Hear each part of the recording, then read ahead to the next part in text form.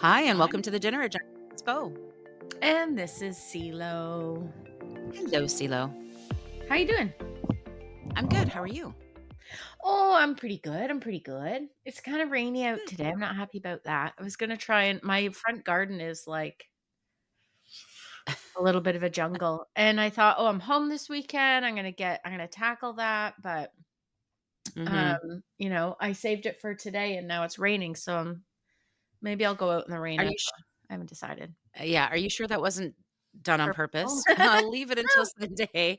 Tell everybody I'm going to be super busy. I've got all these great intentions for Sunday, and then it's raining, so it's not really your fault. I wish I was that, thoughtful about Smart. planning it that way because then yeah, but, it needs to get done, and I may just go out in the rain and do it. I just have to Yeah. trim up I have to trim the bushes, you know? I have to trim the bushes a little bit. They're over Listen, it's about time that you trim your bushes. Let's I've just got get real 70 here. bushes outside. Talking about bushes Yeah. for a second, Oh. I came across I came across this thing on Facebook, and it was this, like, little educational snippet. I don't know what these things are, but they pop up every once in a while, and, they were talking about how, like, in the 1800s, women's pubic hair was considered, like, super attractive and sexy to men, and prostitutes had to shave their chuchka hair because, they had to eliminate, getting, crabs or lice or whatever it is, and that kind of thing. So they would always have shaved girl parts, right? And that was not as attractive to the men. So they created pubic hair wigs that the prostitutes would wear, and it goes like on top of their, pelvic bone or whatever, and it looks like you've got like this big, huge bush of hair down there. And do you know that they still use it today in movies? And I did not know that. The actors will typically wear these pubic wigs so that true Oh. genitalia is not touching each other. Oh my Is that god. My trivia you did not I'm, know? like, trying to process everything you just said there, and there's so much to unpack. Pubic wigs. I Sila, wait, wait. You know how we said that we would try on Nick's bras and Yes. do like a little compare? Yeah. I said So that do to we Wifey the other try day. on? I'm like, I gotta order my Yeah, we bra." got to contact them Yeah. to get some free goods to try this stuff on. Free But should goods. we try on some pubic wing? Right? Yeah. No, I don't think I'll ever do that. No. I Oh, would there. That just I would put any hat or wig on my head, like, going through the store, the department store or something, and you see I'll 100% put that on my head, but I'm not putting on a pubic wig. I'm gonna draw and the that line there. yeah, and that came from your innocent comment of I need to trim my bushes I need to outside. trim the bushes outside, but it's raining. And look at where you take us, down this I rat know. hole of pubis. I know, it's true. So, getting back to gardening though, Yes. that's what I actually did yesterday. I Oh, what a actually good went girl you outside. are. Yeah, yeah, and, I was cleaning up the front. I've still got the side and the back to do, but I was cleaning up the front and, like pulling weeds and, Yeah. that kinda shit and just kind of, spreading some new soil down and some mulch and blah, blah, blah, and I did a little bit of planting as well. Um, but I have to tell you, it's like so I was out there for, I don't know, maybe 4 hours or so, right? And, oh my fucking god, I can barely move today. I'm, like, I so know, sick. right? Yeah, because 'Cause you're not used to, like, being either, No. like, on your knees for so long or just I don't know, for me, it's more comfortable to bend over than to be on my knees because my knees Yeah, are not me happy too. about that. Yeah. But then, like, the next day, you're like, "Oh my god, I can't move my back at all." Yeah, yeah, it's like, so yeah, last night my back was sore, and then today I get up and I'm like, "Okay, my butt is sore, my thighs are sore, my knees are sore, my feet are sore, my back is sore." It's like I feel exhausted, and I actually thought, I'll kind of finish things off at the side maybe today. I'm thinking, "No, maybe I might just stay inside and do some laundry or something instead." Yeah. I don't know. You know what? It's raining, so you don't have to. Yeah, there you go, there you go. Get a Okay. garden boy. I wish I could afford a garden boy. I do. I'll send my son over. Yeah, he needs some job experience. Yes? So out of the goodness of my heart, I will let him volunteer at my house. He needs volunteer hours for high school, so He does, he does. we'll put it in as helping seniors with their gardening. With the gardening and killing spiders. And killing spiders. Totally. Yeah, I think they need, like, 40 hours or something Do of they really? volunteer, yeah, to graduate. We didn't need did No, we need to do that in school? we did No, so what I guess that's new then, eh? Yeah, it's new. I think it's awesome. I mean, Mhm, I'm sure there's kids out there kind of skirting the system somehow, but, I think Iz started high school, like, in her first year, she had her 40 because she went back to camp last year and was a right, CIT for free. So that right. was easy peasy, and, Mhm, yeah, I don't know what Buddy's gonna do to collect his hours, but mhm. something sports related, I'm sure. I'm sure. Mhm, Okay, mhm. good. Okay, so, I have a question for you. Sure. Do you go on Twitter, or have you gone on Twitter regularly over the last few years, let's say? No, I've never been an avid Twitter person, but I did have I maybe I still do, I don't know, an account. Yeah, I would occasionally go on here and there if there was like a news snippet that was referencing something on Twitter, and then I would wanna go see it, but I'm not an active user of it. But didn't it change? Is it not, X yeah. now or something? Yes, it's X now Okay, because of okay. Elon Musk bought it and changed the Mhm, name, but mhm, I mean, I was never an active Twitter user, and then I think during COVID, I found, like, little snippets of news and stats and things, so I was on it quite frequently. And I mhm, think if you were kind of following the right people that you found interesting, then it was good. Like, it's just like any other social media. Half of it's crap, I'm sure, but mhm. some of it was good. But I've been on recently, and I'm like, what the fuck is going on? Like, it all Why? feels like fake news, crap, people Really? marketing to me. Yeah, it's total crap.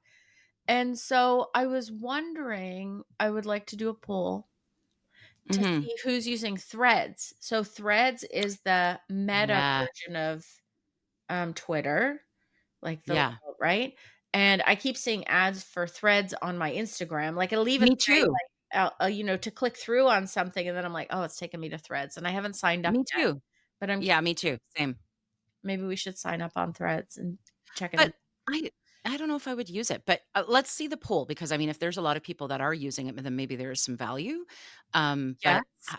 I don't know, man. I don't Okay, know. we're gonna see the poll. Is Okay. Threads useful and informative, or does it suck balls? I did find Twitter was also good for, like, why are no cars in front of me moving? Like, what is the accident, or Toronto Police Oh, Operations Services? Like, those were pretty quick. Usually, oh, they would post little updates, I wouldn't even think about um, using it for that. That's actually a good idea. and, like, hydro power outages or storm watches type stuff like that. I always Mhm, used to find that stuff mhm, interesting, but yeah, mhm. it is what Okay. it is. Very cool. Anyway, Good. that's all I got for you. Okay, So, good. my friend, what do we got on Yeah. the agenda today? Okay, so today we have a very interesting topic, CeeLo. It's one that I'm not super, super familiar with. It's definitely, something new. So today we are gonna be talking about, polyamory. Oh, excellent. I love it. And today we have a very special guest with us. We have Weeza, and Weeza is gonna be talking to us about polyamory. So welcome, Weeza. Thank you very much, Bo. It's great to be here. And hi, CeeLo. It's nice to see you as well.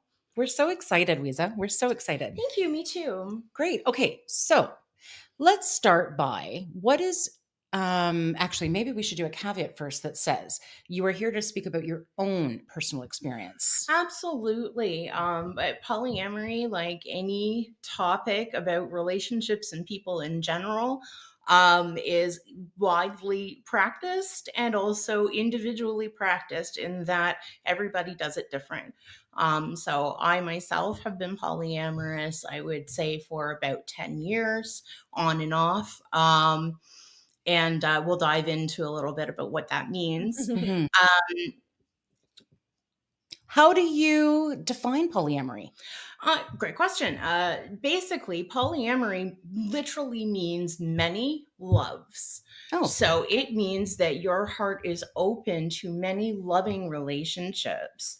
And this is where that's about as general as you can get because individualism really does come in. Mhm. Um, you can be polyamorous by dint of your relationship style, in that I choose to have a polyamorous relationship Mhm. style at this point in my life, but I myself am not, I don't feel that's my orientation where I cannot be any other way, Hmm. versus polyamorous by orientation. And I have heard this only from a couple of people who feel that they are polyamorous by orientation. And those are people who feel like they were born with this ability to have many romantic, aromantic, deep, intimate relationships with people and manage that while perhaps maintaining a center core of autonomy for that works best for them and their lifestyle. But their lifestyle has been built around this driving need to have these many loves. That's actually, I just find that really fascinating that there is such a thing as you're born, like your orientation of it. There's like this innate, um, need, I suppose, or genetic or biological or however we want to call it, need to actually express yourself or to have multiple partners. Versus what was the first one you said that was not by Versus just orientation? choosing it By as a choosing. relationship Yeah. style. Much Okay. like monogamy is sort of the default relationship style that we're Okay. all born into, socialized with, grow up with, and model. Right? Okay. It's what you see on TV, it's what you read in books, it's what we're all used to. And what are I you? By orientation or by choice?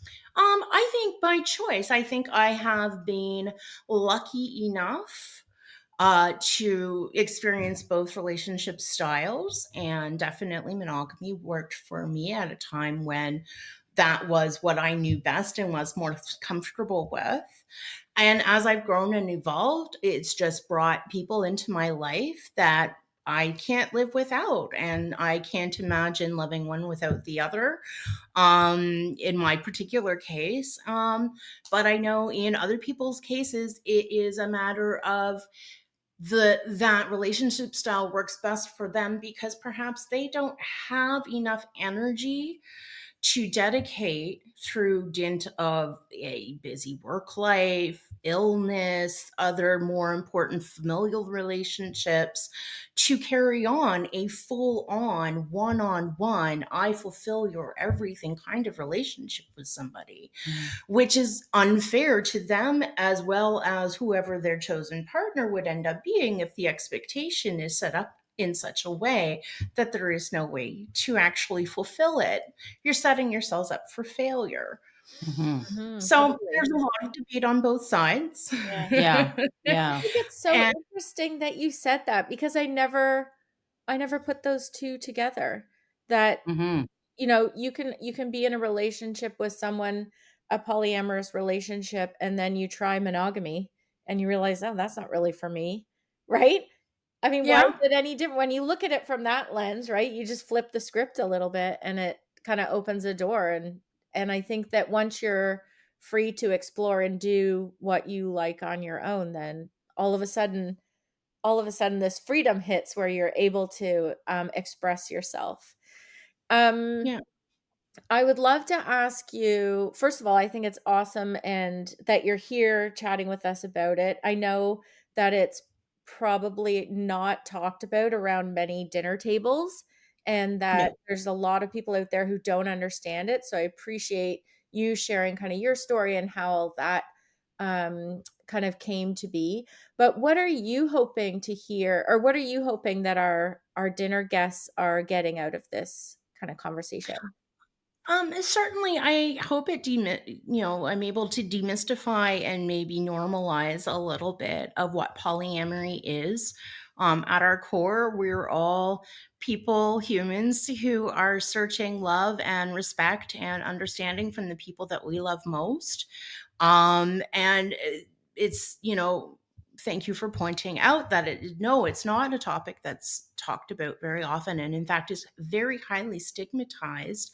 I am privileged enough that I'm in a position right now where I don't have to worry about my job, my career, my social standing, or my standing at church, by coming out as polyamorous. And many, many, many, many polyamorous people do have to stay in the closet, keep those relationships sort Mhm. of vague and not too terribly closely looked at, especially if they are sharing the raising of children Mm, or yeah. are in any way related to education or what have you, because much like harmful stereotypes about gay and transgender, two-spirited people, and everyone on the spectrum that is non-normative, Yep. quote unquote, Mhm.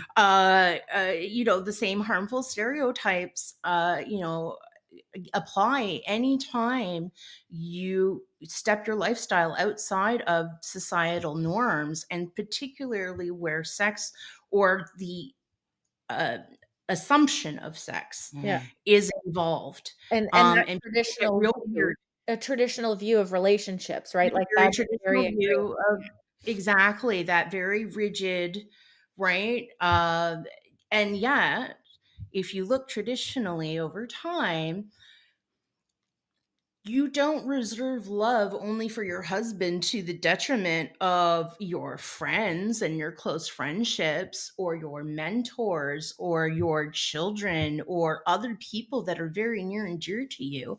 It's just a different kind of love. Mhm. And depending on how much energy and how much time you have to spend on each of those relationships, you so accordingly, allot your time and your energy and your priority. It's no different with polyamory. Now, having said that, it does involve quite a bit more Google Calendar Yeah. talks Time and management and a skills? lot. Yes, somebody has to have a time management mind, Yeah, yeah. and somebody has to be pretty good at scheduling. Certainly polyamory, the ability to try polyamorous relationships or to have one, uh, isn't to say that you don't feel jealousy, that there aren't hurt feelings or conflicts of time and energy that come up, but they do require a much more active and open willingness Yeah. to communicate and talk those things through Well, it's funny that you say that, Weezer, because and to set oh, boundaries. yeah, and to set Boundaries. I was actually, as you were talking about that, I'm thinking to myself, it's hard enough trying to communicate with one person and make things work and be understood. Could you imagine having to do it with more than one? You would really have to be serious and committed to it, because you'd have to navigate that in to such a higher degree because you've got more parties involved, you know? Absolutely, which is Mhm. why there are many styles of polyamory. Mhm. Um, Before I go too far down that, though, I do want to point out, for the purposes of just identifying a healthy Mhm. polyamorous relationship versus an excuse to screw around. Oh, yes, please. Yeah, that's good. Polyamory, again, means many loves, not many sexual partners. Okay. And many just means more than one. Okay. It can be you have a total of two partners instead of one. Mhm. It could mean that you are juggling several different people all at different stages. They are not all the same level of relationship, though. Mhm.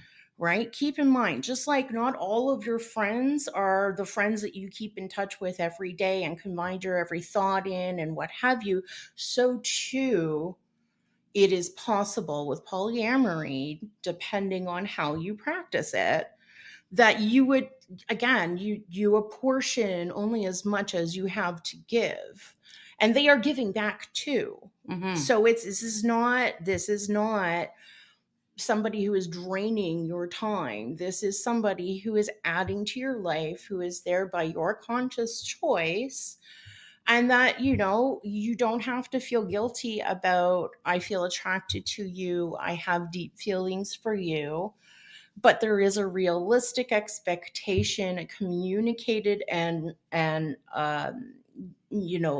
Respected, I kind of. exactly, a communicated expectation of, I have this much to give you. I I feel very deeply about you, but I don't have time for a full-time relationship with you.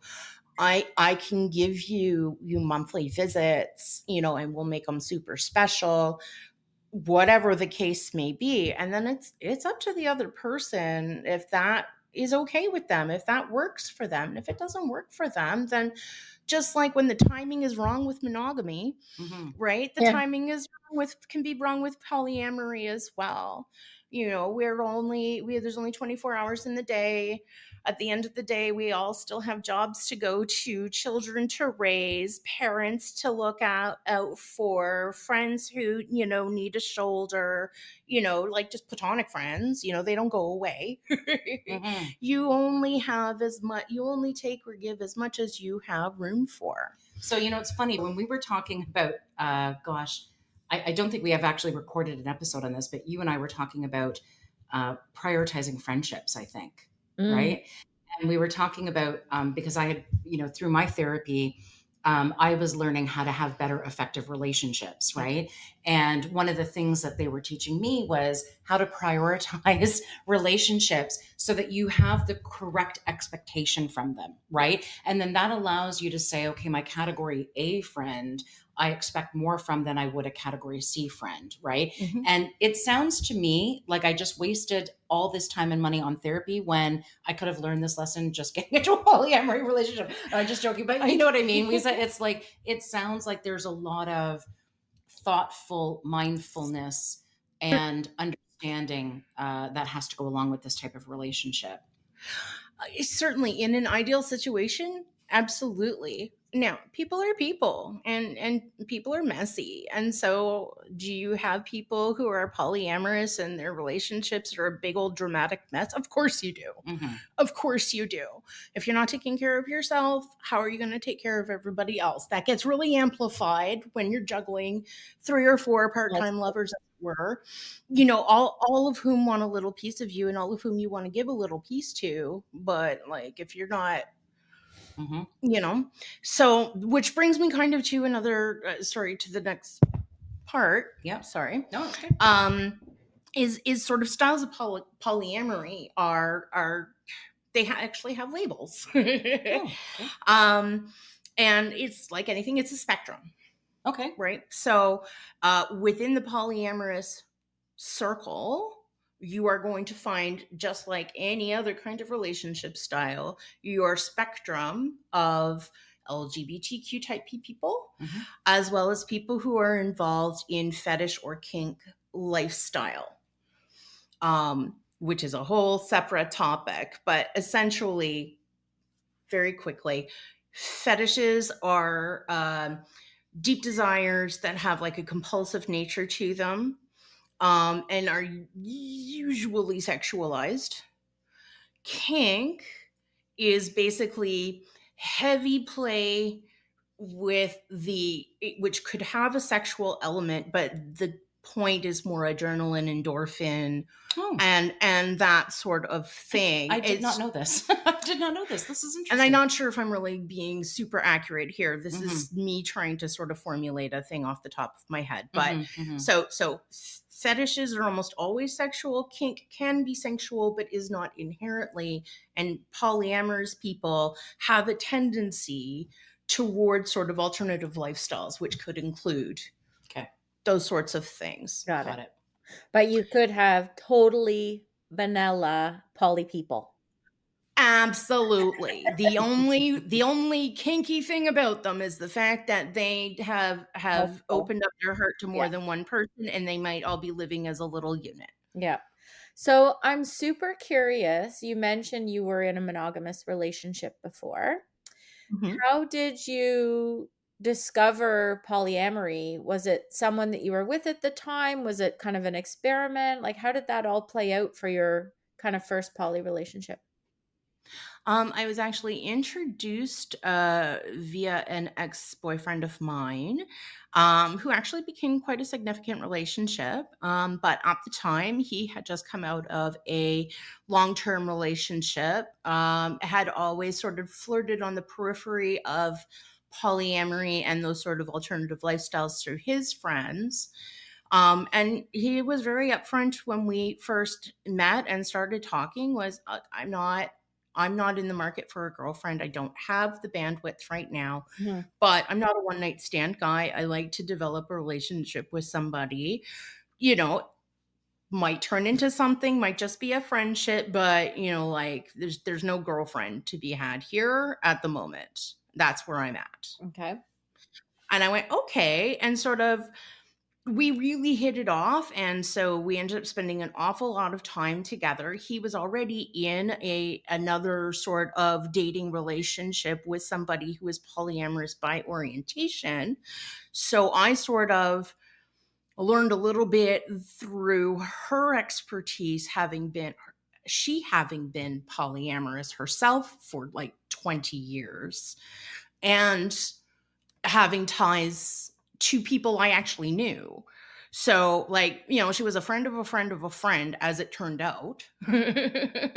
And she happened to be polyamorous. And she happened to be one of the very first people I met that said that they were polyamorous by orientation because they had actually done both monogamy and polyamory. And that's how they figured They out, were no, like, right. marriage is not for me.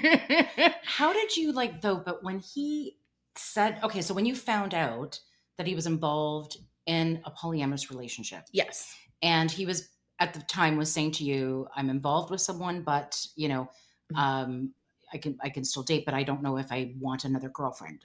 Is that kind of how it was going, or I basically, well, and she wasn't a girlfriend per se either, okay, right? Like okay? there was no girlfriend on the table.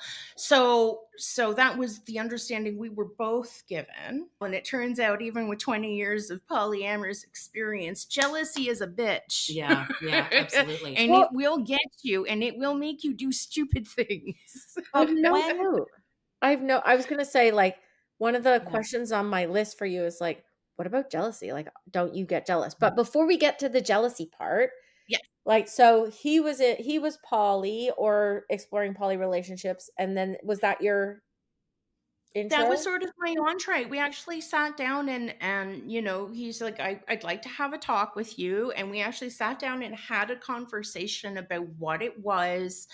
He pointed me towards some resources that had worked for him and, sort of encouraged me to explore for myself, just, understand what it meant and, whether or not I was comfortable with it, should things develop. okay. Right? Just it was really just, look, this is the situation, this is what you're walking into. Take, like it's up to you. I want you to be informed. If you want to be more informed, here's how. So when you did this research, when you had this conversation with him, Yes. and so you began to, I guess, explore it. Yes. At what point did you feel that there was a connection to this lifestyle? Because as CeeLo mentioned, you started off, I guess, in more monogamous type relationships. Then you meet this one individual, get introduced to this different type of relationship dynamic. Mhm.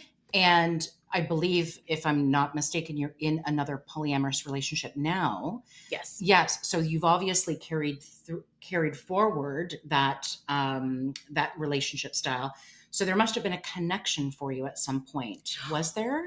Yeah, so my relationship with this former person evolved, where eventually that other relationship of his fell away Mm-hmm. for a multitude of reasons, and we got closer and closer, and we kind of called ourselves like monogamish. Okay. We weren't calling ourselves polyamorous because we weren't looking to go out and get separate girlfriend, boyfriend, or anything like that outside of our little unit. More like we were open to sort of cultivating a dating relationship with another couple, perhaps, or individual, but really more of a couple. you're that couple and we're this couple, but we like to come together, we like to do lots of things together, we like to hang out, we care about each other, we look out for each other. So very much like a dating relationship. And then whatever conflagration happened behind closed doors, like that was whatever. So That was a totally separate thing. Mm-hmm. Now, when you broke up with him, or when you guys went your separate ways, Yes. how many other polyamory relationships have you had? So Since then, basically, I kind of went through what's called solo poly. What's that? So solo poly is a polyamory style where you maintain your own autonomy, your own self. Mm-hmm. You don't have a primary relationship per se. You have many satellite relationships. So they'd be akin to like, going steady. It's not too serious. You care about each other. You might be involved, day to day for spurts at a time, depending on what's going on in your life. But there's very much an ebb and a flow. And, that has its own. You have to be real good at your own sort of center of self, I think, personally, in order to be able to operate long term that way. But short term, I was fresh out of a significant relationship. I was trying to rebuild myself, so I did my sort of sowed my wild oats thing and got that out of my system. But then I wanted something, I was looking for more intimacy. And I think that's really where it comes down to, right? It's the amount of intimacy you want to give to each relationship, right? So let me ask you, so CeeLo, I don't know if you watch these shows, but Sister Wives is one that list. That's on my list. Oh, is that on your list of Yes, I know you wanted to talk about polygamy. Yeah, here's the comparison that I have, right? Like when I first came out, the only real exposure that anyone I knew had to like gay people was what they saw on city TV for the Pride Parade, which was dykes on bikes and chapless men. And so I feel like they would watch this 30-second, if that, 15-second news clip and be like, oh my God, what is my daughter, sister, friend into? Like, this is crazy. And so I had the Sister Wives question on my list because I was like, is that something that you think, okay, at least it's opening some minds? Or is that something that you think, oh my God, this is the worst? No. So polygamy is absolutely nothing to do with polyamory. Polygamy is a religious structure. And it is a biblically mandated patriarchal girl. Yeah, no. Okay, but I'm gonna tell you because with like a sister wife situation and with polygamy, which is traditionally, I believe, like some sects of Mormonism, not all Mormons believe, and I believe the church itself does not abide. It is absolutely it's a religious construct as opposed to an authentic freedom of being. And also there's no compersion there. That's a new word we're going to learn today. Compersion. So the opposite of jealousy is compersion, and compersion is identified as the feeling of joy that you get in seeing joy manifested in your loved one. Oh, compersion. It's not easy. It's not easy. In the case of polyamory, it's usually applied to being able to reach a state where you see that flush of first love on your partner's face when they meet that new person, that new relationship energy. You see how well that new partner might be supporting your partner, and you love that for them. You're so happy for them. Do you think that it does? It exists. Does it? like not, it's, Weeza, you have to work for I'm it. just going to say, Weeza, let's just get this on the table right now because you know what? No, really. Silo, I know you're going to. And it's not like Nirvana. You don't reach No. conversion and a light bathes you and that's it. You see you angels. have attained the nirvana of polyamory. No, it is situational. It is completely dependent on you, how you're feeling about yourself, what's going on in your relationship, your ability to feel it in the first place, which, Lord knows what's happened to you before you met them. So Yeah, I think you have to have, I'm going to it's assume. not impossible.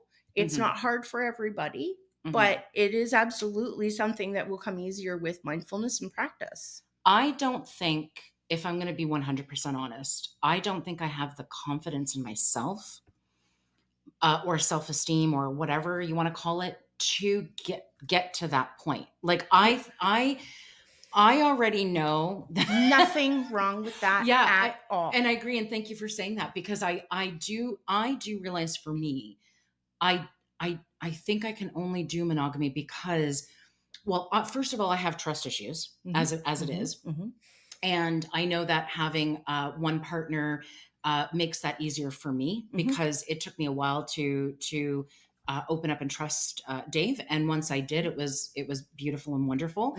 I don't think I could share that. I don't think I would have the self-esteem. I think I would actually be jealous. Like, Okay. CeeLo, I'm curious about you. What do you think? Like, Well, could you? first of all, I'm gonna flip the script and I'm gonna say Weeza's gonna say, "Don't worry, it's okay. I still love you, even though you're monogamous."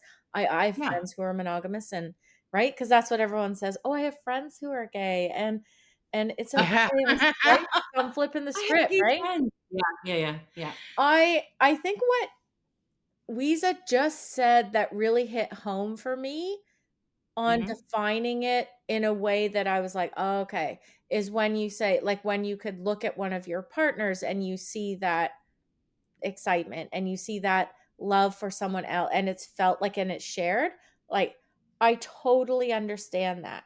I totally understand that. Do I But think I could be in a yeah, polyamorous relationship?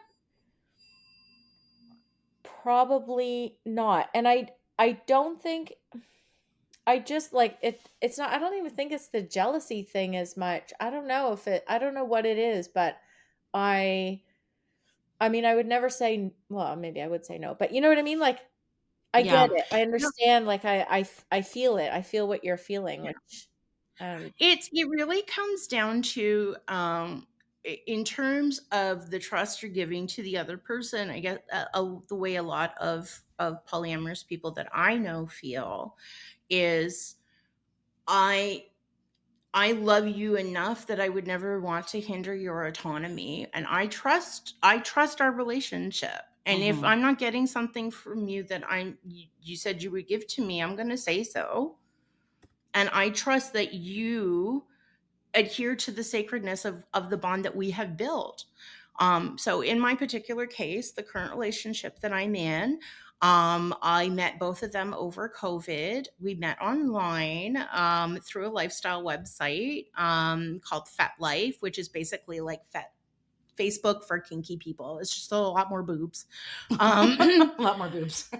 a lot more dirty words. Okay. But we're silly and we're goofy, and it, because of the nature of the things that we like to take place in, when you learn somebody is trustworthy, it's inherent in a lot of people who are sort of in the kink lifestyle, which is why I was bringing this up earlier, to have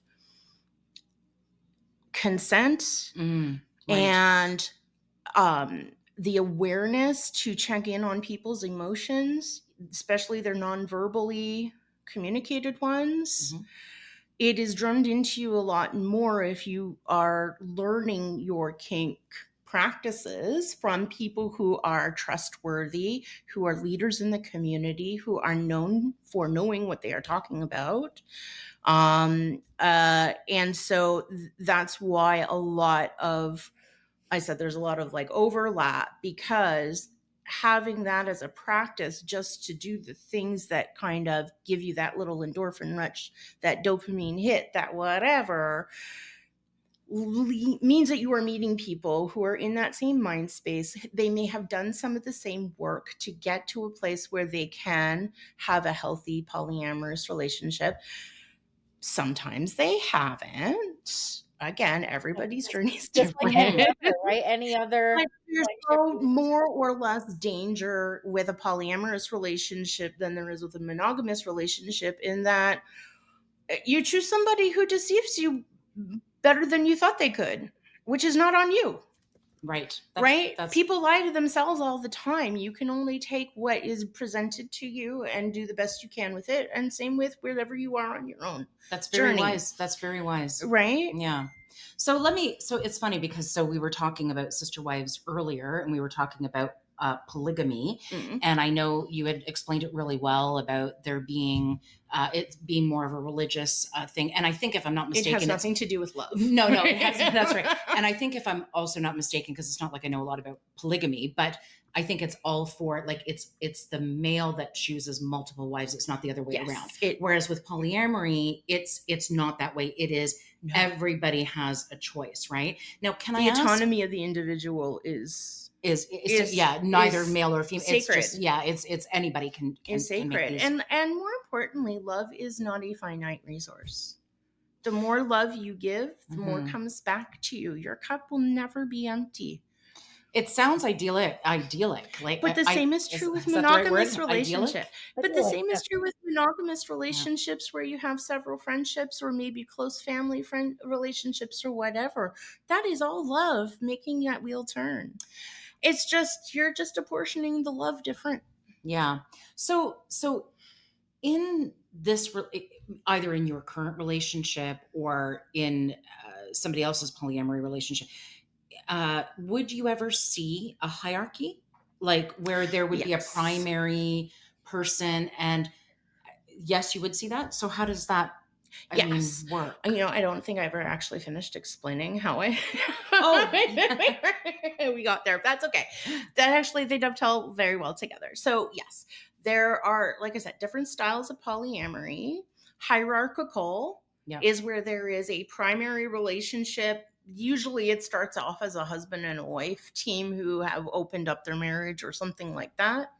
But generally speaking, the whatever the primary relationship is, that gets the most spoons.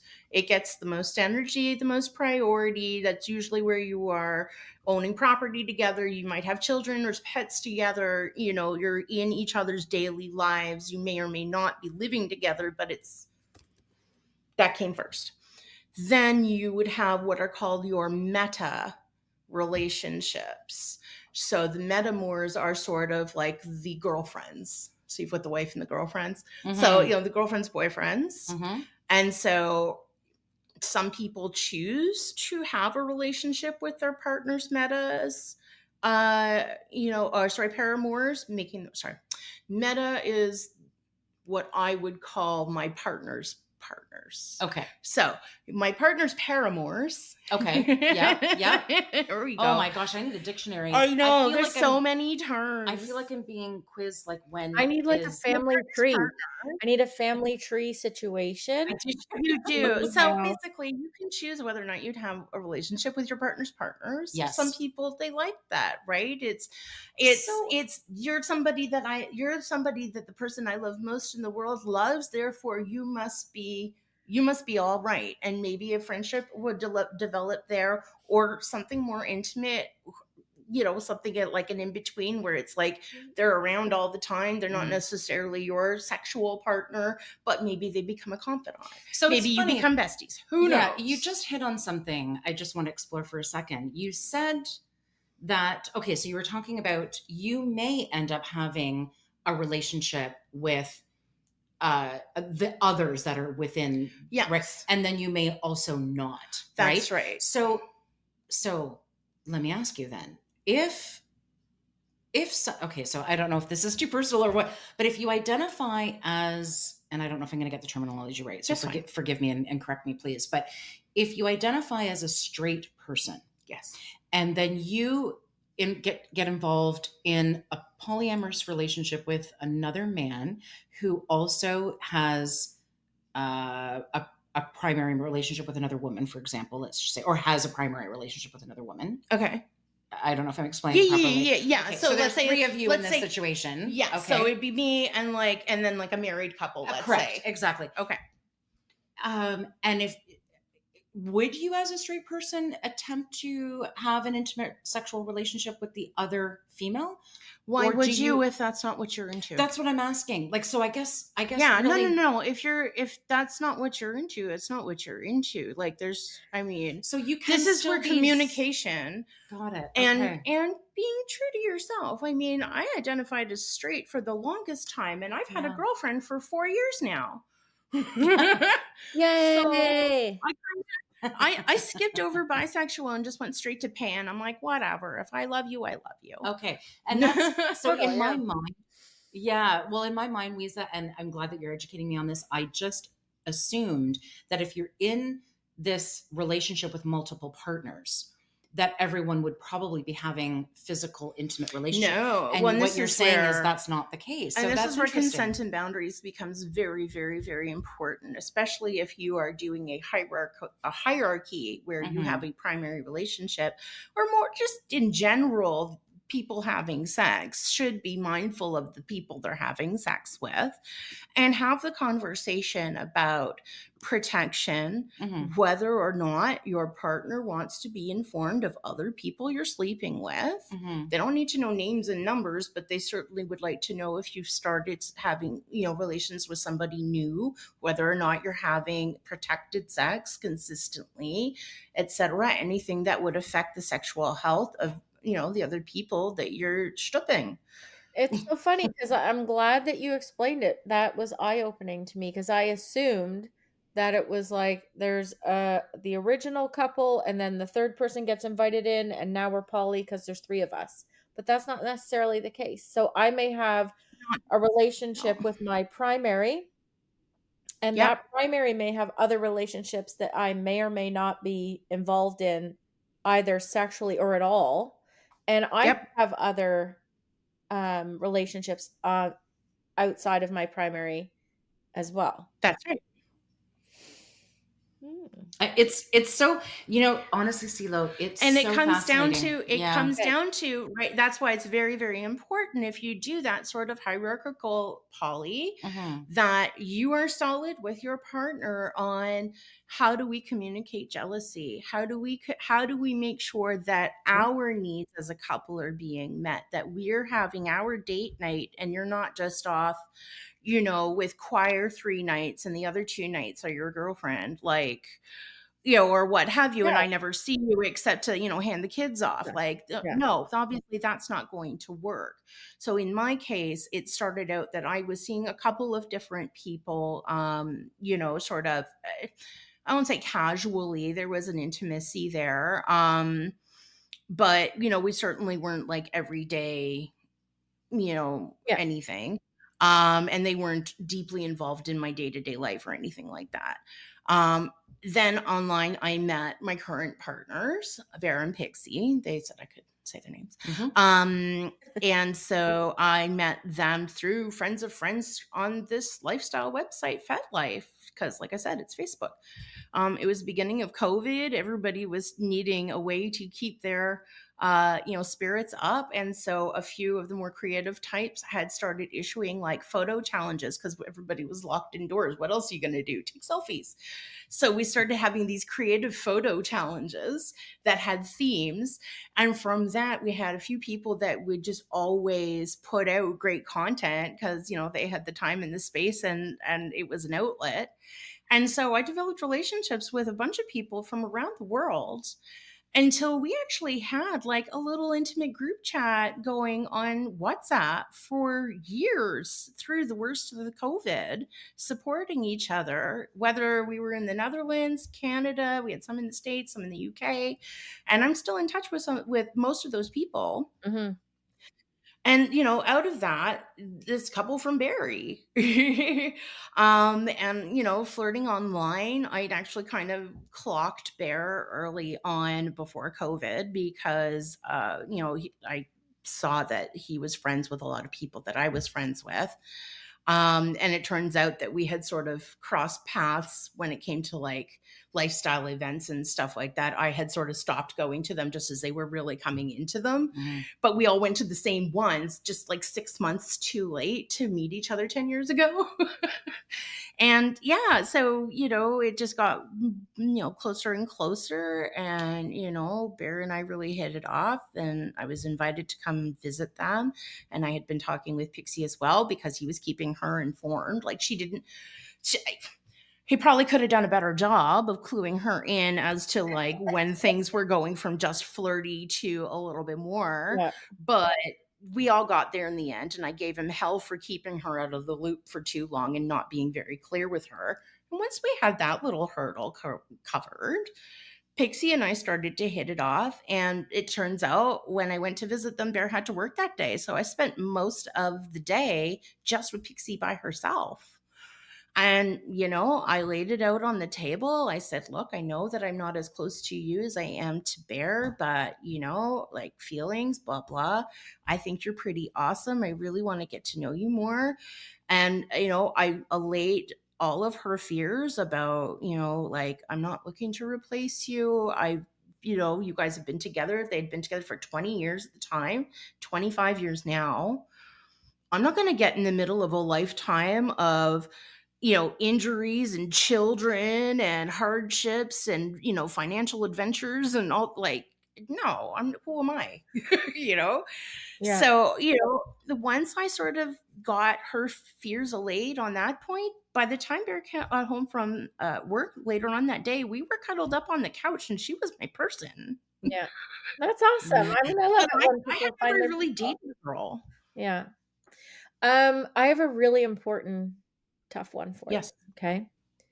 Is using the term thruple bad or good?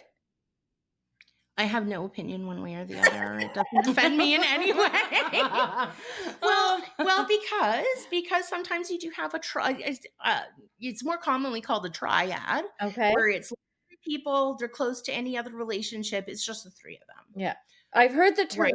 thruple now thrown around Thruple, a little bit more thruple commonly. sounds way more fun than triad. Right? Yeah, I think so. I think you're right. Triad makes me feel like I should be dressed for Lord of the Rings. I was gonna say it reminds me Thruple of feels like a sleepover. it Where's reminds your me of archery set? Handmaid's Come on. Tale when you say triad. Yes, Handmaid's Yes. Tale. Yeah. Yeah. Yeah, no, So do you thruple feels like pillows. So do you guys all live together? Is there a point in, I guess, any poly relationship where you kind of just discuss and make that decision as a team? Like, yes, we're all going to live in the same place, or no, it doesn't work best that way, or Everybody is completely individual on that point. I know some people who have absolutely no intention. I have some people where it was, I'm moving my girlfriend in, but she does not have a relationship with you. And then because they lived together for so long, they ended up as a throuple. yeah. In my case, we talked things through. I've been going through some mental health stuff, and don't thrive when I'm living all by myself with nobody else in the house. And they weren't loving their living situation, and we kind of sat down and we said, well, is this an us problem or an individual problem? And we said, well, I think it might be an us problem because we seem to do really well supporting each other and we are compatible. I was spending all my time up in Barrie anyhow. But I had the more stable housing situation for, the short term so that we could transition into, eventually we want to try and, move a little further out of the city and buy a piece of land and maybe like have like a little retreat / wellness center something, where we're growing all of our own food and we're making our own things. And, Bear gets to have his forge in the back, making all kinds of stuff. And that sounds exhausting. That sounds fucking exhausting. But I will come and visit and have some homemade. Oh yes, yes. How were those cannellonis, by the way? Really good. The sauce that he made. I I was got gonna lucky. say, and if it's like a place out of the city with some land, that means there's probably some animals to visit. I know. Oh, we're gonna go having there goats. Oh yeah, and there are gonna be some baby goats. I'm a suck for any animals. I will Some go goats anywhere and to see chickens. animals. Yeah. Yeah. Okay. So This is, a question just about children, because you had made a comment about children. Mhm. Because CeeLo, like, you've got kids, I don't have kids. I think you have a child, right? I do, but Mhm. he had moved out by the time I Ah, formed this current relationship. okay. So I wonder how one would navigate that lifestyle with a child. Like, how do you communicate or teach, or how do you handle that with a child? Can I try answering this one first? Please, Yes, yeah, please go do. for it. As the parent with the children who are the youngest. Go for it. And two moms, right? Yeah, That's right. That's right. Two right. moms. They Yeah. grew up with two loving parents. If they Yeah. grew up with 3 or 4 loving Agree. parents, like, it just is what it is, it's just their story. And it's Yeah, not Yeah. until they get out into the world that they realize it's a little bit different from everybody else's story, yeah. right? And so, And you're in the grocery checkout line, and in the past, I'm, buying a whole bunch of cheesies, and the checkout lady says, "Oh my god, your husband must love cheesies." I'm like, "Uh-huh, whatever." And I buy the cheesies, right? But then, years go by, and now I'm with my toddler, and I have Yeah. no choice but to correct. So it's not until you're out in the world that they realize it's a little bit different.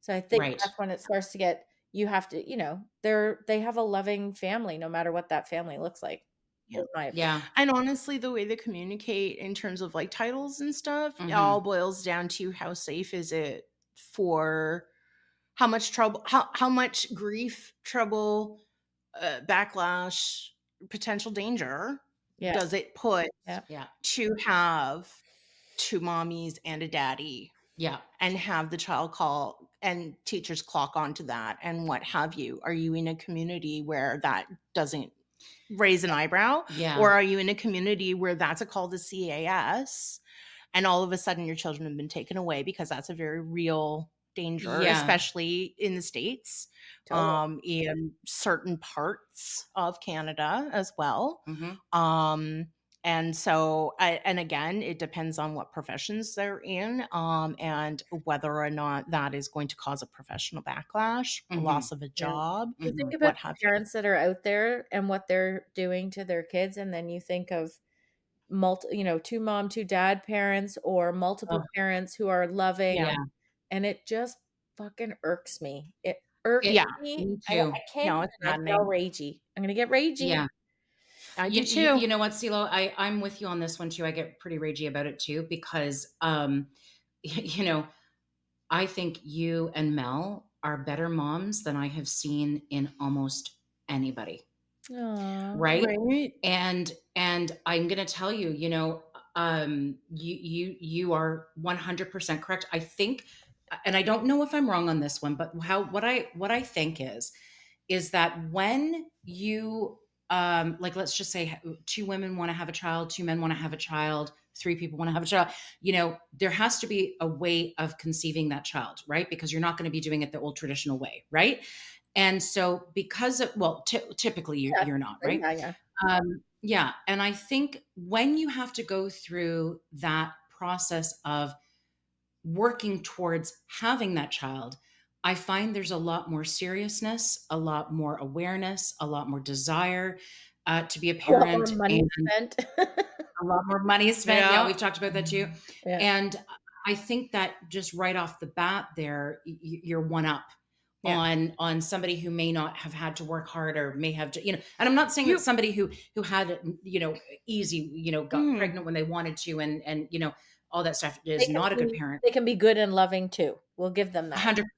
yeah. My point is that I think more times than not, same-sex parents or different types of parents, they tend to make better parents a lot of the times.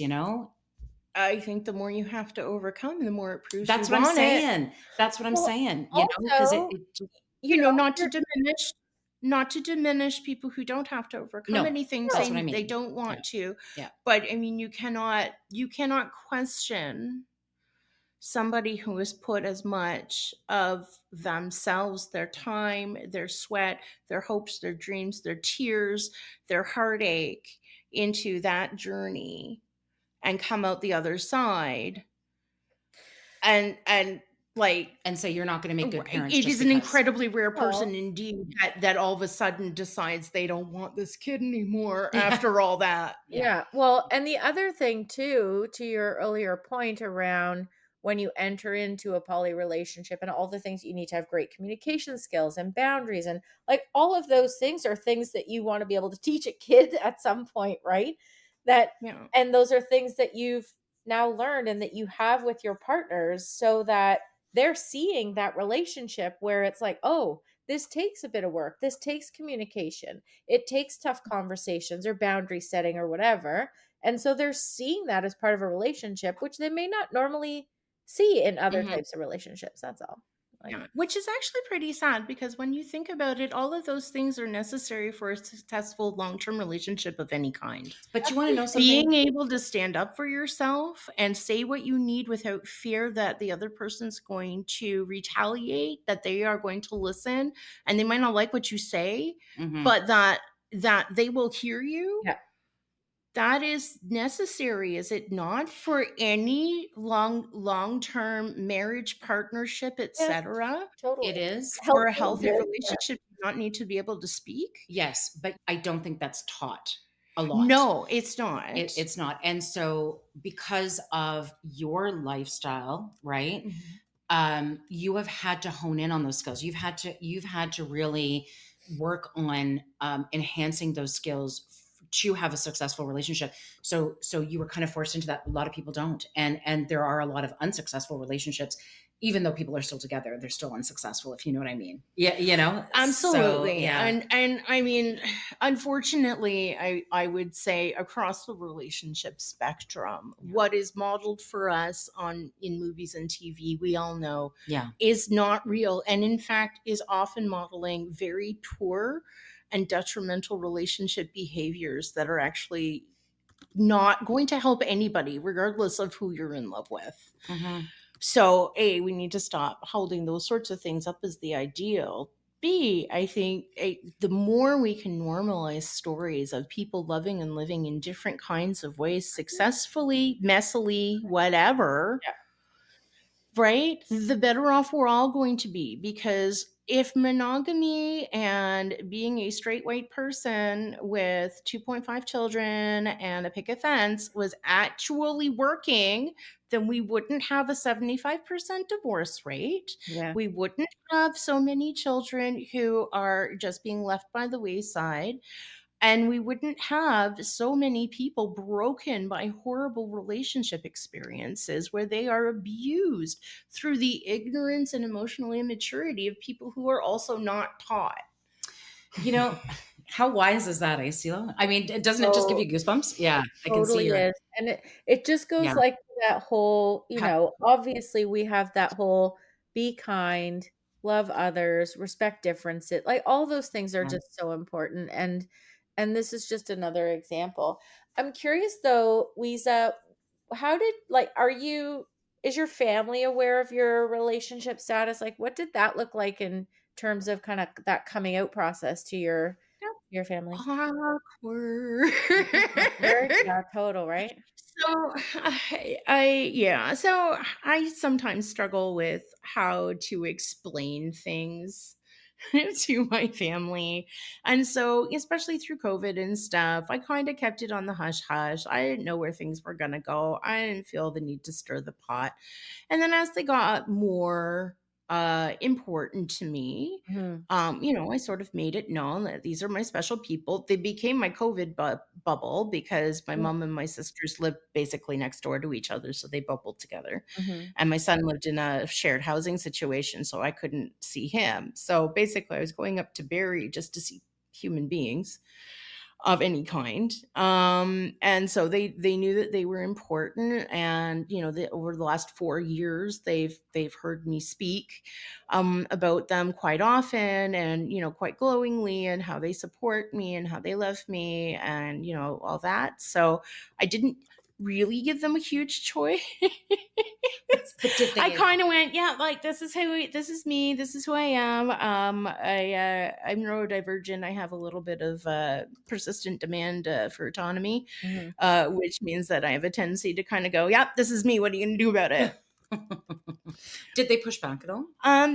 No, they're too scared of me to push Oh, back. jeez. That's a riot. I love my mom and my sisters, but that is a fraught and fucked up relationship. So,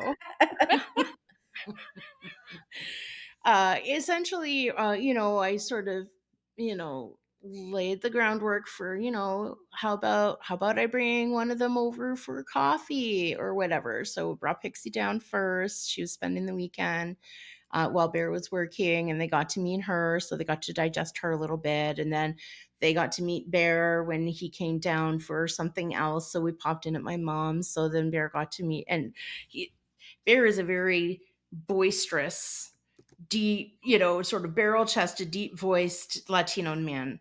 So to say that he was on his best behavior and like, whew, was an understatement. He was such a good boy. But, it's been made clear to me that, even though they have now moved in with me, that, all three of us coming over to my mom's house on Sunday dinner isn't really ideal. Okay, so there's still And, resistance. and maybe, like it's not that they're not welcome, but, we do want to have one-on-one time with you, Louisa. Okay. And like we recognize that they're your life partners, but we're still getting to know them. We don't know them as well as you do. There was pushback when I just, as a matter of trying to open up and share information, I shared a dream that we had about we'd love to get a small, like just a little piece of land or a farm near Sarnia or something, Chatham, because there's a lot of growth down there. We have family down there, etc. And the first thing out of my sister's mouth was, but what about mom?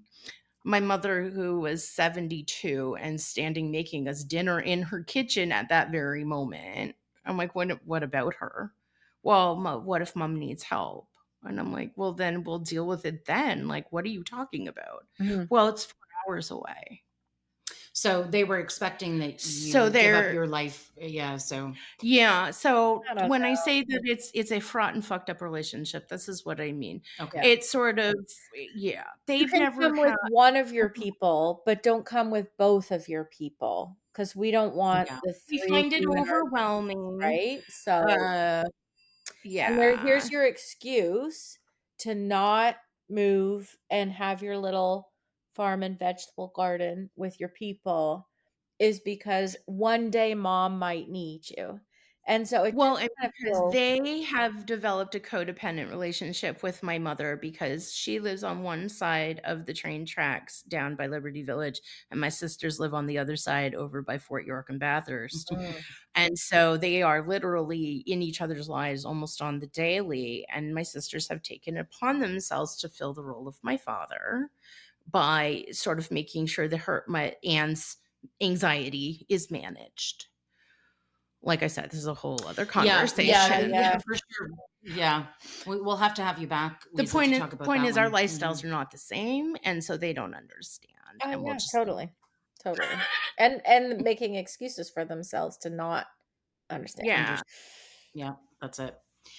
Weeza, I have to say, this was such a no, it really was a delightful conversation. It was a really eye-opening, educational conversation. I think I loved what you said about the more you talk about it, the more you normalize things, the more accepting life becomes, and I think that's so incredibly important. And this is just one step in doing that. So I thank you for having the courage to talk to us today. Thank you. CeeLo, you educate me all the time as well. So, I'm thankful for that also. But let's have you back. I would love to. Yeah, we can do a part 2. We can do something. We can get into the kink stuff. that. We'll do an X-rated pod. I'm an open book. Why not? And also, we could talk about the codependency stuff too. We can do an episode on that too. There you go. Yeah, absolutely. So this is after dinner, after dark. Oh yeah! Oh my gosh, CeeLo, did you hear that? We can do an after dinner, after dark. I love that. Look, I've already jotted down the title for the next pod. After dinner, after dark. Oh, that's too funny. That's different from after eights, which are chocolate and mint. Yeah, I second that, Weeza. I thank you for joining us. I know sometimes it's hard to stand up and speak out, and you did it in such a great, authentic, and genuine way. And I certainly learned something. I know that being a throuple is an okay thing, but it's different from a triad and so many other things. So we really, really appreciate it. Love that. Thank you so much. I really appreciate you having me on and giving me a chance to kind of, demystify a few things. Absolutely. Absolutely. Yeah. Thanks, Weeza. All right. Until next time, this is Bo. And this is CeeLo. Thanks for taking a seat at the table today. We love our dinner guests. Don't forget to subscribe and follow The Dinner Agenda on the podcast platform you use so that you don't miss any new episodes. You can also follow us on Instagram and Facebook at The Dinner Agenda. We look forward to hearing your comments, questions, and even ideas you may have on future episodes. Thanks for taking this journey with us.